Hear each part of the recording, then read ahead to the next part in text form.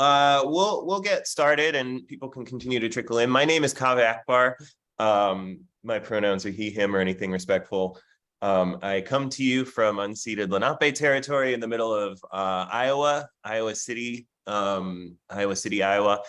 I am so excited to be here tonight for the fourth Nation. I should have looked that up before. It feels like we've been doing these forever. The fourth Nation Poetry Series reading with four of sincerely my favorite poets writing today. That's not just a line as the poetry editor.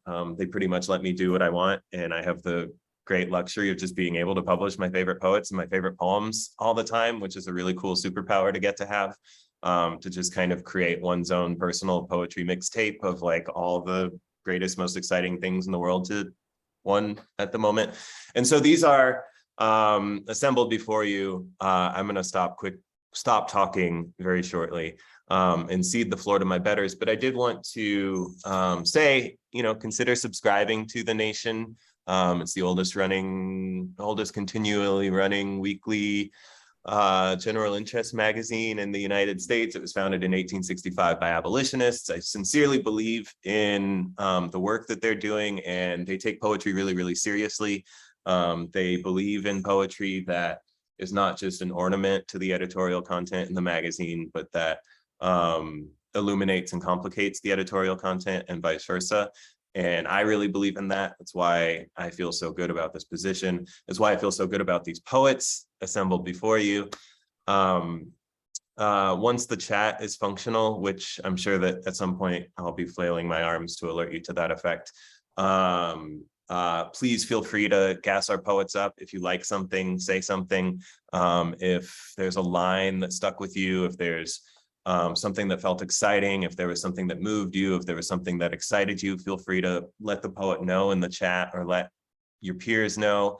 I think that one of the cool things about Zoom poetry readings, one, they're way more accessible than, the provincial localized poetry corporeal readings, and two, we get that sense of amongness, as we are reading and as we are listening and being moved together.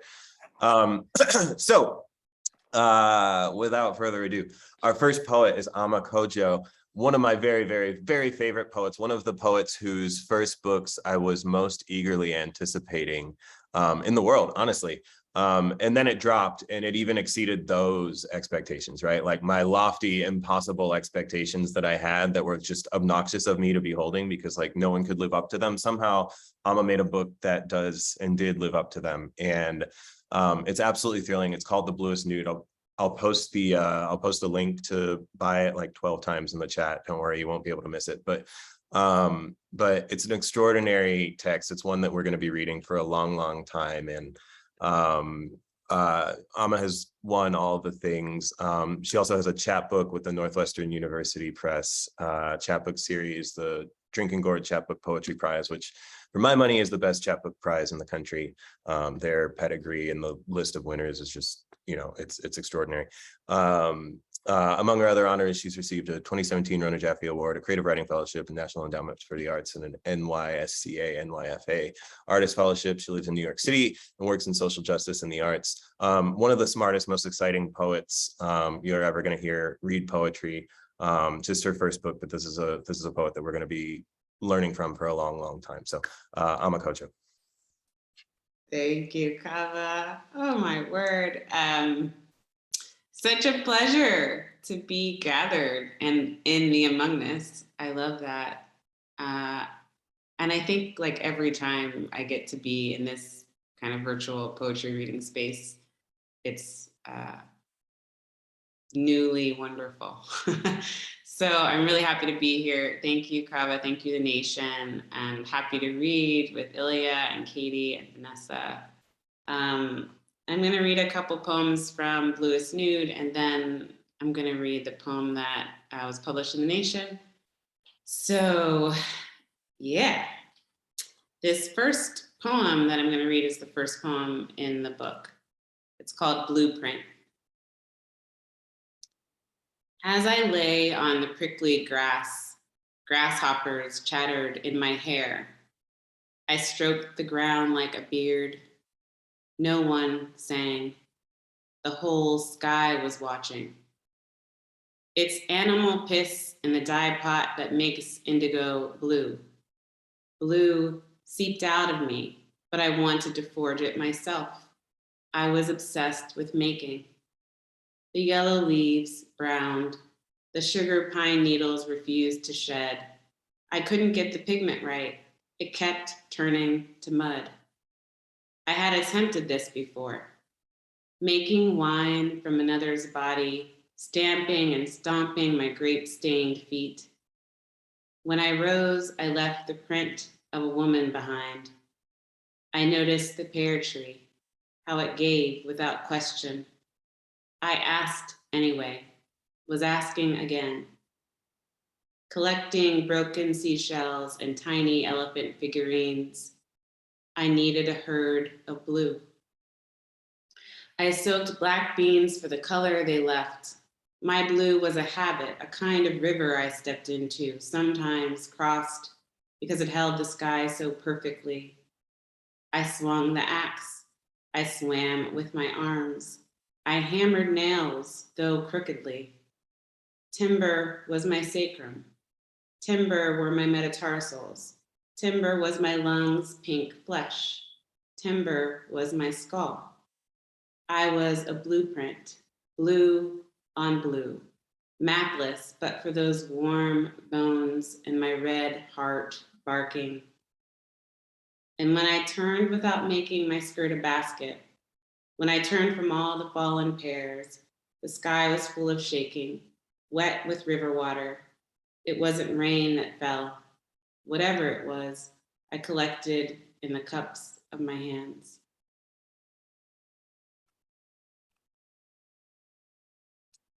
So this second poem that I'm going to read is kind of a part of a series that is, I guess, punctuating the book.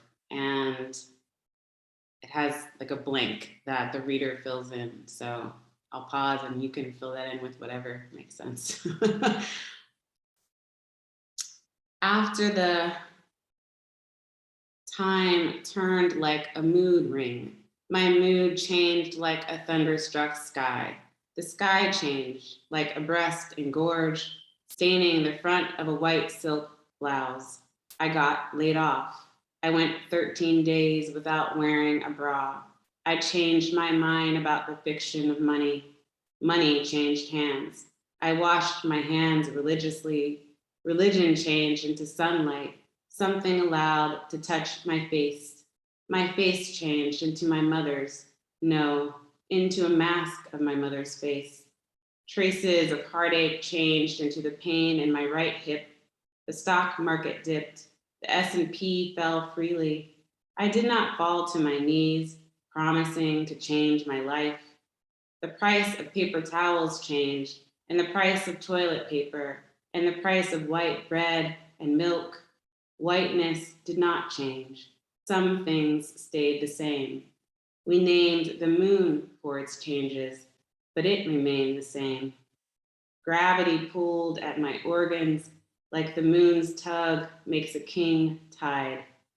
America's king would inevitably change and inevitably stay the same.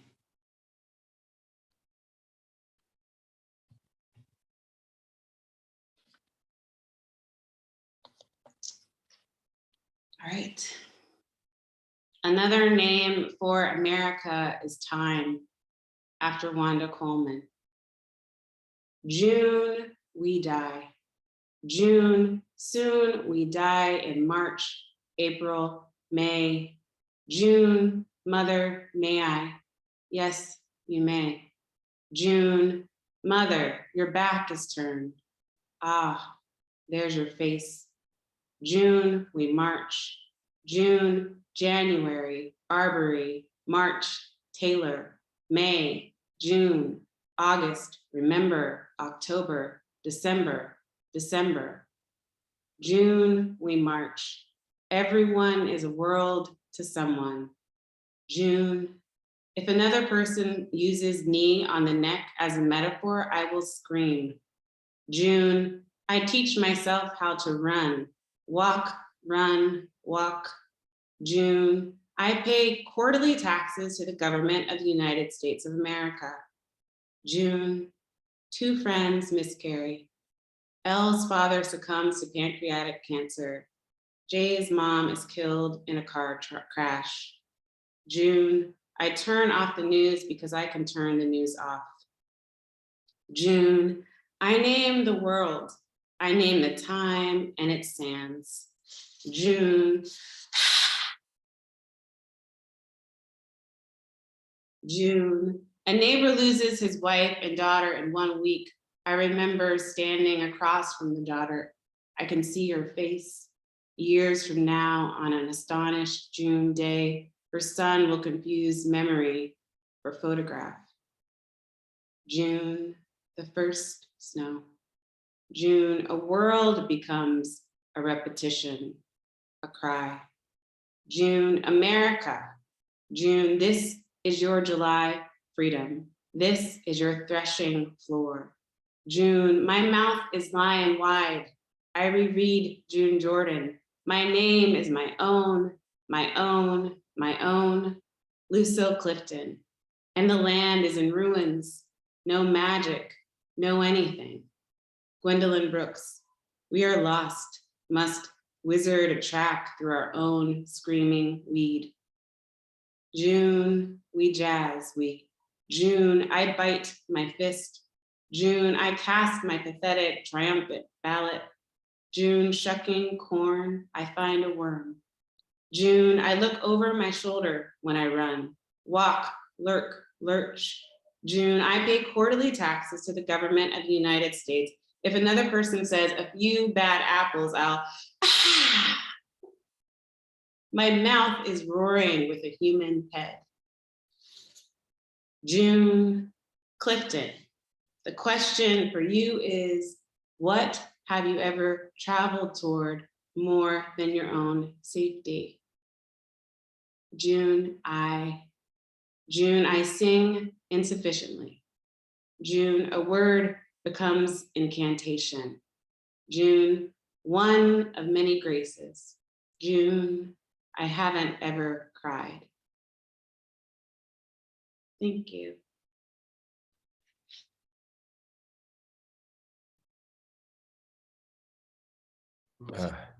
Thank you so much, Amma.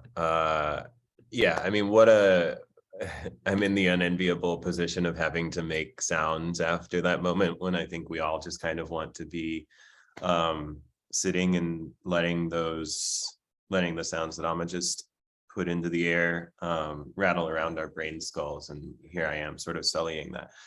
There's this Beckett short story where he says, he's talking about a character that he doesn't like, and he says each word that he said was an unforgivable stain on silence, right? And I feel like I'm that character right now. But thank you so much, Amma. It's an extraordinary piece. It's an extraordinary book. Here, I'll post the link several times so that people can't miss it. Buy many copies. Buy copies for your friends, for your enemies, for your lovers, for buy copies for everybody. It's an extraordinary collection. One of the cool things about publishing poetry at the Nation is that they let me pick poems like the one that Amma just read, which don't fit neatly into the little sort of like ornamental box, that we often think of, and another cool thing about, this is me making a segue, and another cool thing about publishing poetry at the Nation is that they let me publish a lot of poetry in translation. They let me, I think that one of the things that I have noticed a lot about the American literary appetite is that it's very provincial, both geographically and temporally. I think that we tend to read living American writers way disproportionately than we read anyone else, right? And given that the vast majority of writers who have written interesting stuff have not been living American writers currently alive at this moment, it feels a little inordinate, and the Nation has been really supportive in letting me publish lots and lots of translation I saw in the chat we have someone here from Ireland, from Tanzania, and so that's exciting. And in the spirit of this, I want to introduce Ilya Kaminsky, who is an extraordinary poet in his own right, sincerely one of my desert island poets. I've been sitting with this new thing that he's written, and just sort of feeling that dizzy stagger and that sense of Fitzgerald said about Keats. He said after reading Keats for a while, everyone else sounds like humming and whistling. And sometimes I feel that way a little bit about Ilya. Like I feel that way about his work. It's just like, oh, like he's just doing a whole other thing than what I'm doing. You know, he's just like evolved a little bit further along down the line. But Ilya and Katie have, who you'll be hearing from later, have graciously allowed us to publish a couple translations from contemporary Ukrainian poets. I know Ilya was there not long ago. And so Ilya is going to share a couple of those translations with us. Ilya's won all the things and published all the places. His newest book is called Deaf Republic. I'll post several links to it. But thanks so much, Ilya. Thank you so much. First of all, Amma, for the beautiful reading and amazing work. Thank you. And I look forward to the rest of the reading with Vanessa and Katie. And of course, thank you, Kaveh, for your enormously beautiful heart for hosting us and doing it not just today, but every day, truly. Thank you. And thank you for your own poems, which I'm definitely taking to that island. I hope we end up on the same island. But having said that, I'm just going to read two poems. The first will be the poem that we have a video of. I want to start maybe with a little piece from the email he sent. He happens to be writing poems during bombardments in the city of Kharkiv. So I just want to quote from his email. And then I hope Kaveh will be able to show you the video of him reading the poem in the original. And then I'll read the translation that Katie and I made, okay?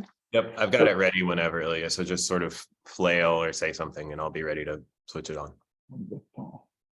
So this is just from email. I hope you're able to see on the share screen. Dmitry Bliznuk from Kharkiv, Ukraine. Morning, they bombed the city. Night, I'm editing my poems. Morning, bombardments again. For everything there is time. Bombardments, fear, quiet, loved ones, moments of wonder. Reality, fragments. Would you mind sharing the video with us?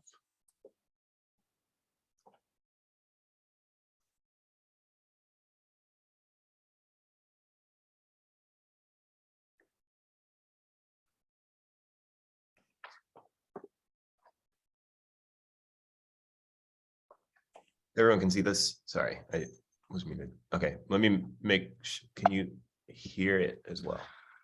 Господи, забери бессмертие, оставь нам холодный погреб для яблок, забери души, все свои игрушки, только оставь нас в живых, ни Адама, ни Еву, ни твоего, моего маленького сына. Сырая пещера в подвале с дощатым полом, земля обетованная, нам нужен бетон, запах кошек, матрацы, куча засаленных одеял, а город живой, и в него втыкают снаряды, как иглы. Безумный портной шьет уродливую безрукавку, безголовку, но здесь люди, не манекены. Будущее, дверь из мутно-белого оргстекла, цвета неотшлифованных алмазов. Дверь плавно отодвигается от тебя каждую минуту, каждый вдох, выдох, иногда быстрее, иногда медленнее. Если любопытно, это в мирное время, но во время войны будущее просто отпрыгивает в сторону, как кузнечик или лягушка. Секунда, и больше нет ничего впереди. Пропасть, пульсирует пустота, сбитая из ехидных квадратиков пикселей в игре маньяка. В мирное время эпоха размеренно, медленно слизывает нас, точно мороженое, а сейчас кремлевский болван, сумасшедший варан грызет нас, нашу землю, пропитанную кровью, усыпанные кусками бетона, щебня, истекает ядовитой слюной, ракетный бал смерти. Так Чернобурка пробивает снежный нас в прыжке, ныряет в снег, чтобы схватить полевку, соседку Валю, идет охота на людей. Российские убийцы, подсвеченные мерцающей слизью больных идей. Я их вижу за десятки, сотни километров. Мысли прыгают, будто камни по толстому льду. Дыхание превращается в белые водоросли.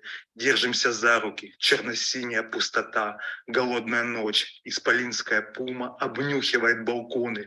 Блестят белки глаз. Есть кто живой, вырваны с корнями стены, деревья скручены по спирали, оборванные каменные лестницы, как недописанные поэмы. Тело на асфальте, черно-красный мешок. Разве это человек? Тьма прыгнула на зверь шума и пыли. В этом мире тотальной смерти нет любви, сострадания, добра. Нет места для тебя и меня, но не утопить в крови. Море свободных людей. Сороконожкам убийц на механических коленях не забрать нашу землю. Привет из Харькова, с любовью и верой в нашу победу.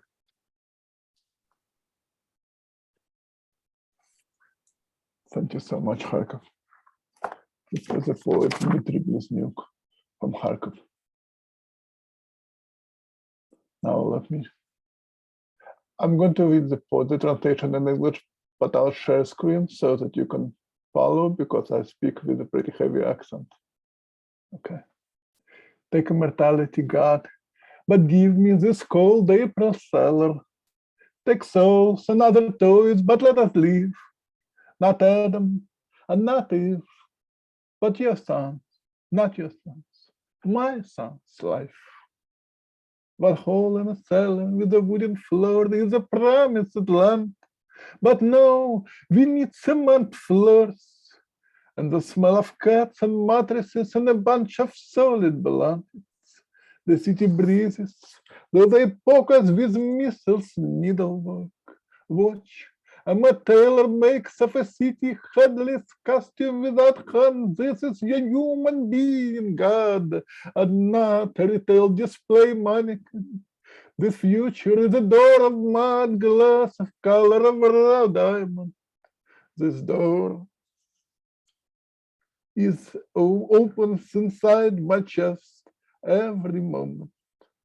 Each breath in is a breath out. Sometimes faster, sometimes not at all. In a time of war, the future jumps out like a frog, no, a grasshopper 1 second, and there is no future, just emptiness pulsating in a peacetime. The apocalypse is off in measured strokes, but now, the Matisse of a Kremlin gremlin chew on us. And in our land is decorated with bloodied fragments of cement walls. I see a soldier's head diving in snow after my neighbor, Miss Valia. The murderers are lit from inside by the saliva of their thick ideas. I see them 12 miles off. And those jump like pebbles on the ice. The brass turns into white seaweed. We're holding hands while night hungry like animals sniffs at balconies, eyes waiting. Is anyone here alive? The walls of this town are tossed out of the ground with their roots. The staircases are torn up like unfinished poems. The body and the asphalt is a black rat sleeping bag. Is it a person? I don't know. Is that a person? The evening jumps. We have no place on this earth, you and I, God. But you can drown us in the sea of blood, the free of people. Watch this centerpiece of tanks crawling on.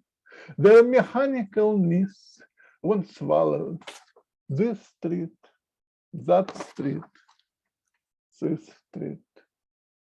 The second poem, very short poem that I will read before I stop, is by a poet, Lyudmila Khersonska, whose book and her husband's book, Boris Khersonsky, just came out a few months ago, right after the war started. Lyudmila went into exile from Odessa because she and her husband are blacklisted. So if Russians invade Odessa, they won't be alive. This is a very short poem. I'll read it in the original first and then in translation.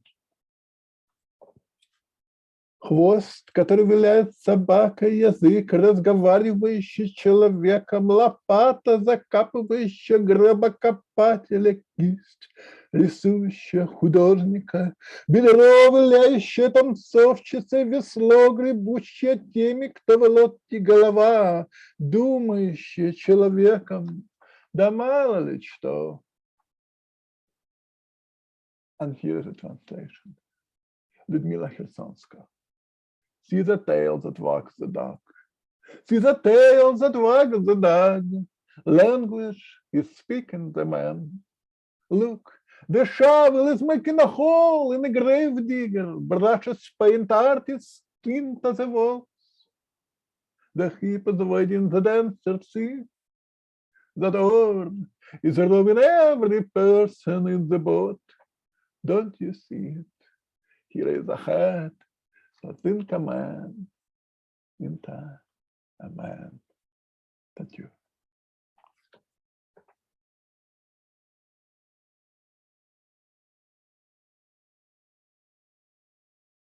Thank you so much, Ilya. Our luck to get to be here, to receive their words through your lips and through your voice, right? That's a pretty magical thing. I think a lot of the times people talk about like poets writing for the voiceless or people, you know, and I've never much cared for the idea of like the idea that people are voiceless, right? It's just there are like institutional factors that prevent their voices from being heard, right? And from being accessible, right? And yeah, I think everyone here is grateful that you used what you used your voice and your gifts and your platform to share those voices with us, to amplify those voices. And you too, Katie, who is also one of the translators of those poems, but we'll get to you later. Yeah, Gatchy Spivak, shout out, Gatchy Spivak indeed. All right, our next reader, I'm so excited about Vanessa being here with us, and Vanessa and company being here with us. Vanessa is an extraordinary poet, an extraordinary smart poet, one of our sort of great young formalists, I think, in thinking about what form can do. I often find myself so much more interested in the silence in poems and the ways that language can be used as the sort of negative space around the silence, which actually is the subject of the poem, right? Or poets who create out of silence. And I think of Jean Valentine and Fanny Howe in this way. And I think of Vanessa also in this way.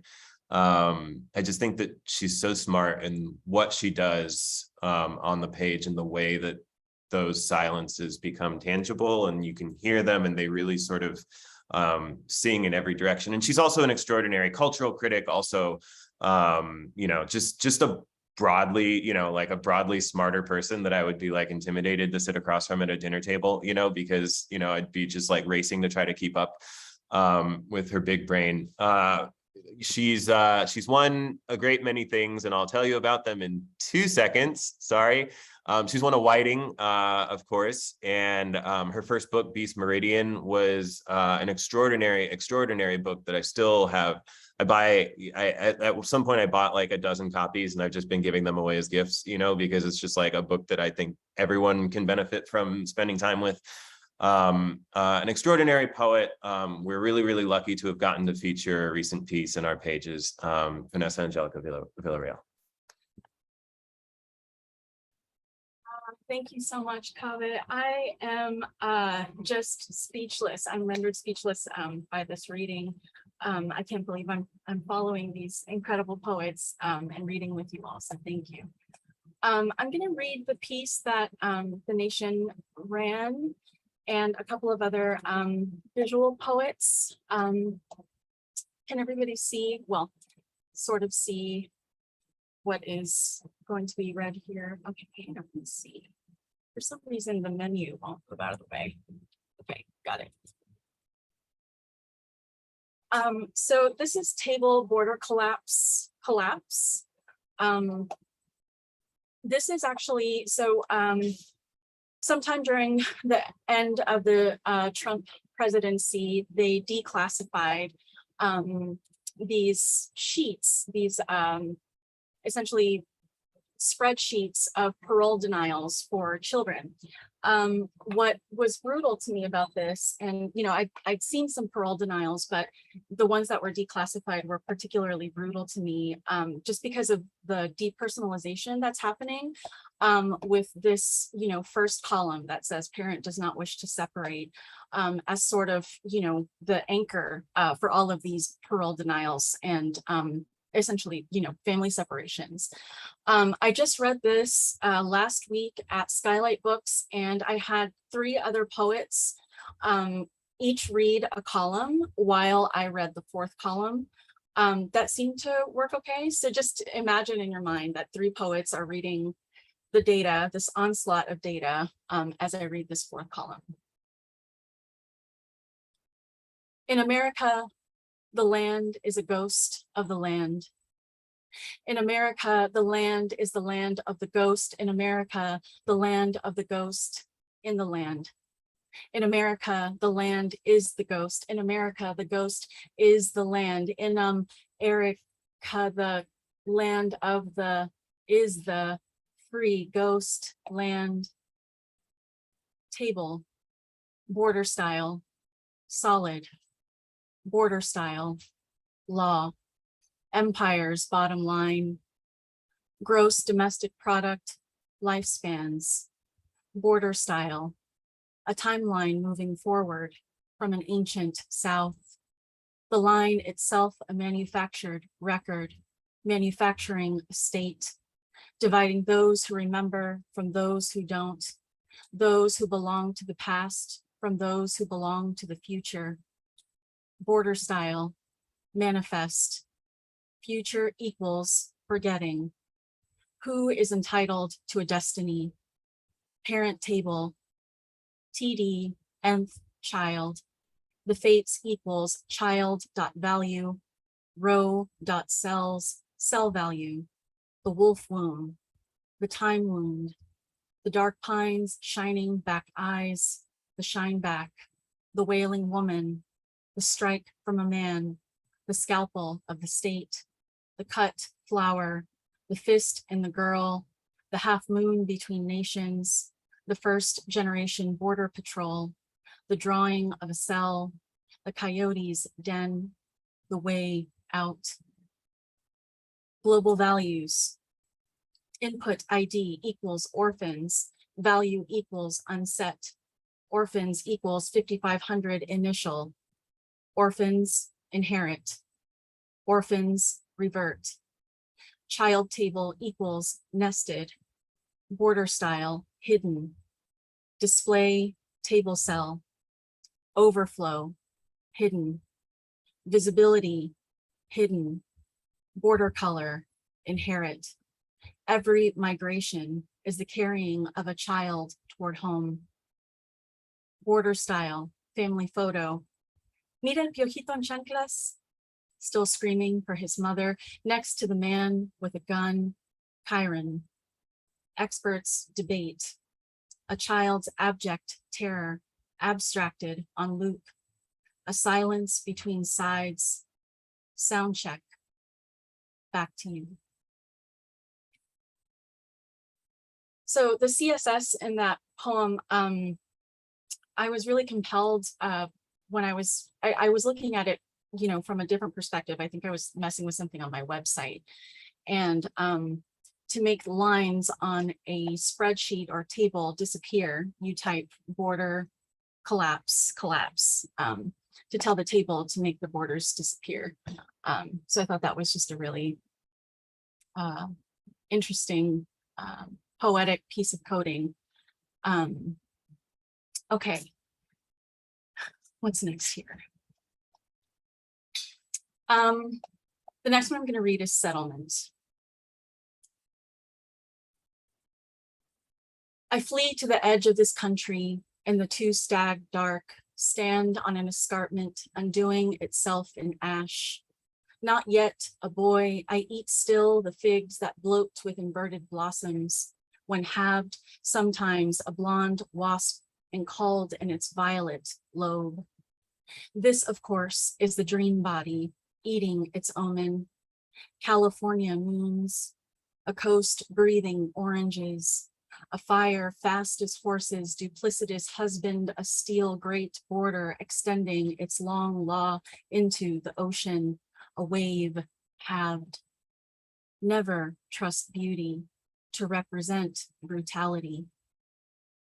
I can give you no language that will free the child from her cage, make no meaning that unfloods the world, no verse that can unfire a bullet. I eat the spine of God to stay alive.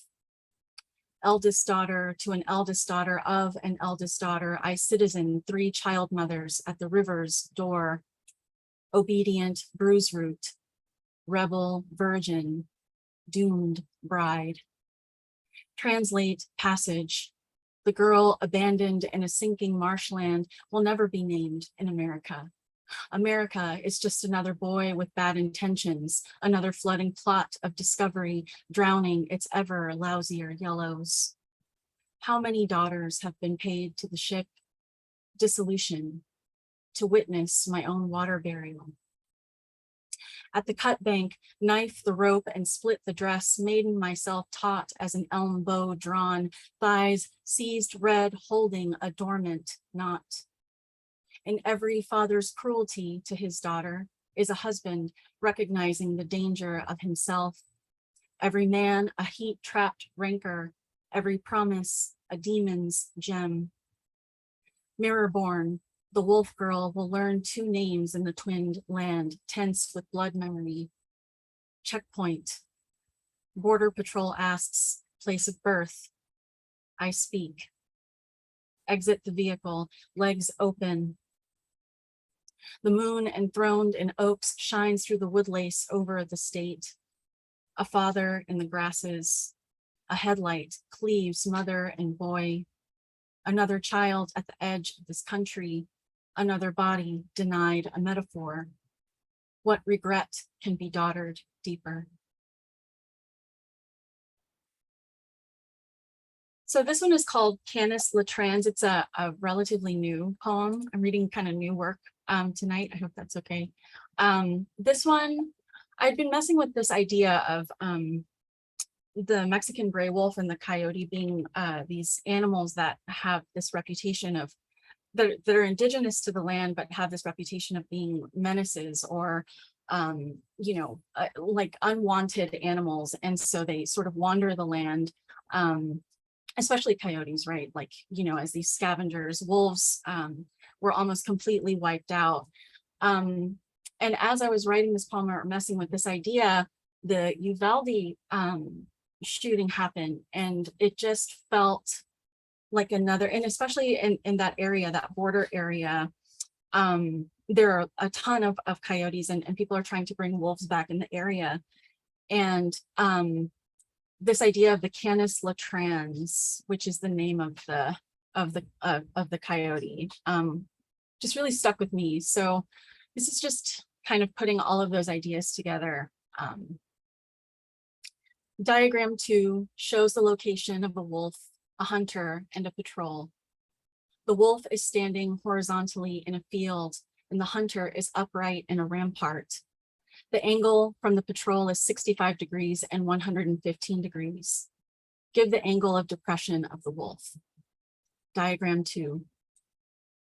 Calculate the rate of reaction using rate law. Sir, you are out of line.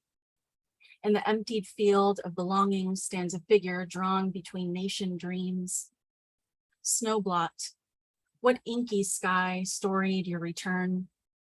In our fish year, order will line this wild planet, and absent the scene of our animal. The scene of the crime looping black sun barrel.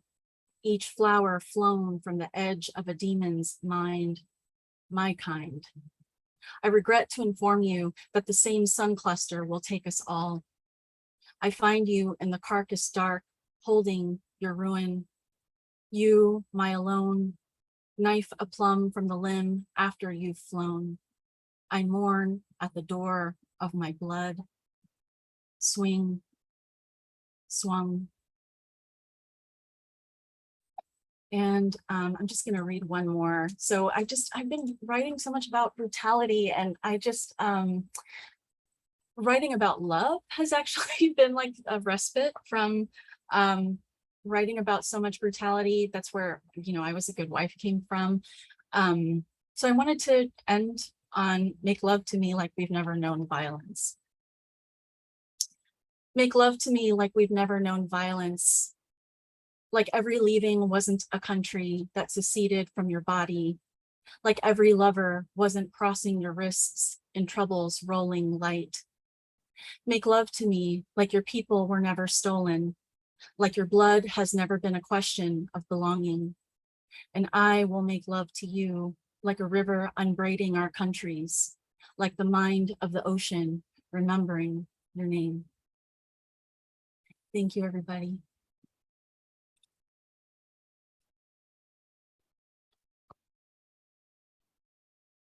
Thank you so much, Vanessa. Again, like sometimes very, very rarely, but there are just certain poets who make me want to like throw away everything I've written. You know what I mean? And it's just like, my kingdom for like a quarter of one of those, yeah, I don't even I should really write stuff down so that like when I'm unmoored like this, I have like a ballast to which to return. But thank you so much, Vanessa. Thank you, everybody. Buy 12 copies of Vanessa's book. You can get signed copies here. Oh shit, wait, no, that's the other link. Hold on. You can get signed, dedicated copies here from the website. Yeah, thank you so much.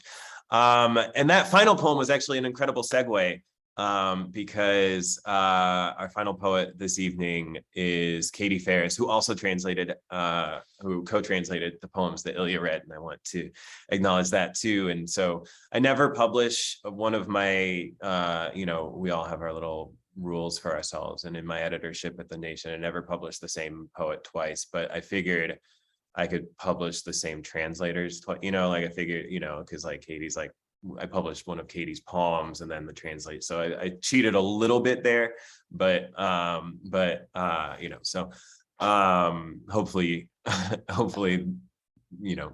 truly nobody cares about that rule but me, but hopefully I'll forgive myself. Katie is an extraordinary poet, an extraordinary translator. Her first book, Boys Girls, is this, I guess it's not considered your first book of poetry. I guess this new book, or is that right, Katie? Like it's not called your first book of poetry, but it's this sort of lyric amalgam of ideas, and it has these incredible illustrations that complicate the text and illuminate it in fascinating ways. And there's just no brain that works like hers. And this new book, I think my students are tired of hearing me talk about Horace's commandment for poets, which was that a poem should delight and instruct, dulce et utile, right? Be sweet and useful, right? But I just think nobody's ever really improved upon that, right? In terms of like, what a poem should do. A poem should delight and instruct, not delight by being about like pink baby toes and rainbows or whatever, but delight like a new encounter with new ideas and new language, right? And when I think of poets who delight and instruct and take both of those seriously, I think it's very easy to like gallop towards instruction. Like all of it, I feel as a poet, I'm like, I'm very important and I have very important things to tell you, right? But I think it's easy to gallop towards instruction or wisdom and like gallop right past delight, right? And I think that there are a few poets I know of who have more wisdom or instruction to give than Katie. And yet there are a few poets I know whose poems I find more delightful than Katie's, right? And I think that's extraordinary. Her first book her first poetry book is about to come out with Alice James, and I've read it, so that's a humble brag. I've read it. It's it's every bit as good as you hoped it would, as you hope it will be, and more. And I'm so excited to introduce Katie here. So thank you so much, Katie Farris. Thank you so much, Kaveh. Your introductions always make my face hurt from smiling so hard, and I'm getting like a tension headache because I'm not used to being so happy. I mean, it's almost rude. It's almost rude of you. What a freaking fantastic night. I'm so rocked. It is hard to be the final person here in light of all the extraordinary work and all the light that's being shown and all the voices being raised up. And thank you so much, Amma, Ilya, Vanessa, like just what an extraordinary time. So I'm going to read some poems from my new book, Standing in the Forest of Being Alive, which, as Kaveh mentioned, will be coming out in April. I've got some of the poems were published earlier in this chapbook called A Net to Catch My Body and Its Weaving that came out from Beloit Poetry Journal. And I'm going to read some poems that came out in the chap, but I realized there are a lot of poems in the book that weren't in the chap, so I'm going to read some of those because they're newer, a little fresher, and you might not have heard them. So I've got a couple poems I'm going to read from the chap, then the Nation poem, and then I'll move on to Standing in the Forest of Being Alive. And I'm sorry the light in here is so terrible and keeps fluctuating. I did. All right, so this, Vanessa, I loved your poem, your final poem so much. I loved all your poems so much, but I was just really struck by how much this is going to hopefully kind of like dovetail in terms of the final poem. So this is called Why Write Love Poetry in a Burning World. To train myself to find in the midst of hell what isn't hell. The body, bald, cancerous, but still beautiful enough to imagine living, the body washing the body, replacing a loose front porch step, the body chewing what it takes to keep a body going. The scene has a tune, a language I can read. The scene has a door I cannot close. I stand within its wedge, a shield. Why write love poetry in a burning world? To train myself in the midst of a burning world to offer poems of love to a burning world. So I was diagnosed with breast cancer, let's see, about 3 years ago, right around this time of year. So lots of fun Facebook memories coming up for me recently. And so this is kind of just to give you some context for where these poems are coming from. So this is called Tell It Slant. And this comes from Emily Dickinson, of course, who told Tell It Slant. You float in the MRI gloam, several spiculated masses. I name you cactus, carcinoma be damned. You make a desert of all of me. Have I said it slant enough? Here's a shot between the eyes.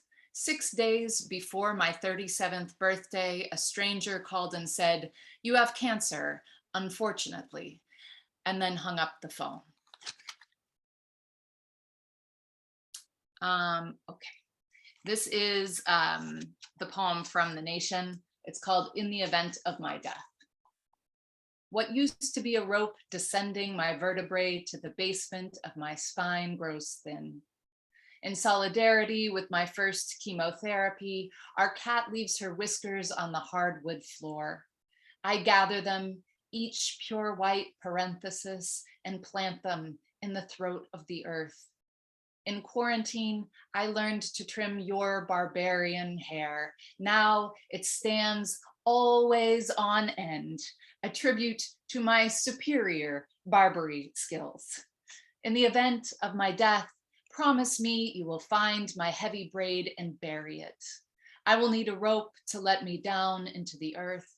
I've hidden others strategically around the globe, a net to catch my body in its weaving.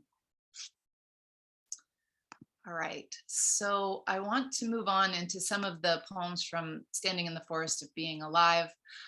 This first one is written along with My pathologist, who I've never met, but wrote a report after my mastectomy. Her name is Kimberly Point du Jour, MD. So this is called To the Pathologist, Reading My Breast, Palimpsest. And there are some quotations from the doctor. So this first quotation: specimen B, received fresh and subsequently placed in formalin, consists of a simple oriented mastectomy.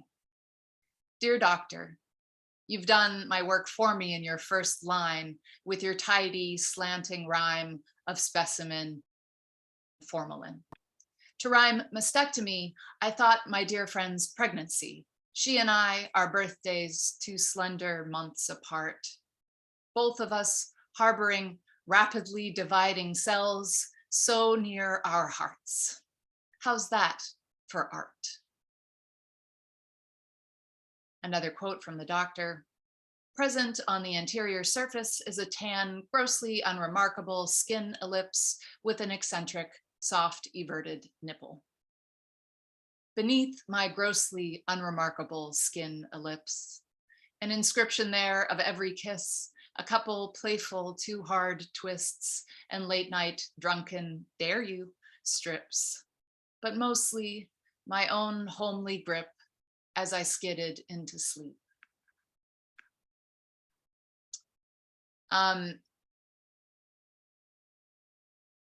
Oops, I missed it.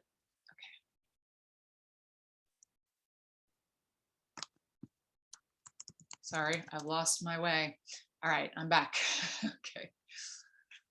This is called To the God of Radiation.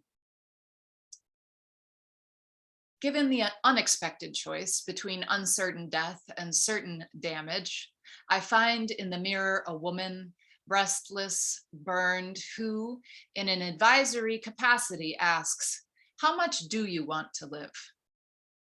Enough. O God of radiation, let your light like a ship pass through me, your radiance exposing what's inside of me like film a god takes. But must you clatter the eaves of my scapula, scurry the grasshopper nest of my heart, scythe my nerves, and cobweb my muscles to the rungs of my ribs? How much more can one body take? Enough. Light every deadly cell like a wick burning in the paper lantern of my chest, a thing so ephemeral, yet held so firmly in your fist. And just a couple more here. Sorry, I should never try to do anything on a screen. Learn my lesson. This is called Standing in the Forest of Being Alive. I stand in the forest of being alive. In one hand, a cheap aluminum pot of chicken stock, and in the other, a heavy book of titles. Oh, once, walking through a cemetery, I became terribly lost and could not speak. No one living knows the grammar. No one could direct me to the grave, so I looked at every name. A heavy bird flapped its wings over someone's sepulcher. Some of us are still putzes in death, catching bird shit on our headstones. Some of us never find what we're looking for, praying it doesn't pour before we find our names, certain we're headed in the right direction. A drizzle begins, and what's nameless inside our veins fluoresces in the rain. And just one more small piece here that I want to read. Here it is. Eros haiku. Today, my apple core sat on the countertop, waiting for your mouth. Thank you so much.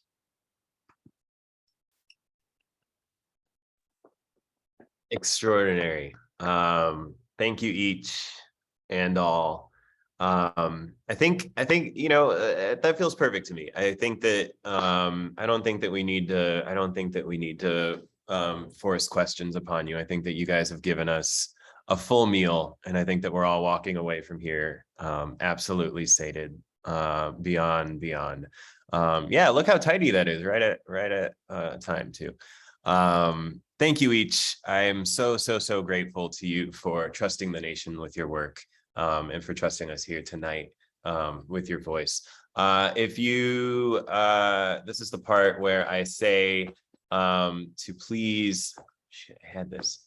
To please subscribe to the nation, and I'm going to post a link here. They really do good stuff. Your money supports independent journalism. They have been a really good force for a really long time and agitating for change in big and small ways. I can tell you from the inside that they're actually good people. It's not one of those like crummy, sort of, it's like a liberal face on like the same old sort of corporate bullshit, like it really is good people trying really hard to do good things, and so I posted the thing to subscribe there. Buy 20 copies of everyone's books. They make great stocking stuffers. The holidays are coming up. They make great Thanksgiving gifts, Halloween, put them in people's Halloween bags, trick or treat. Thank you all so much for being here with us tonight, and be safe.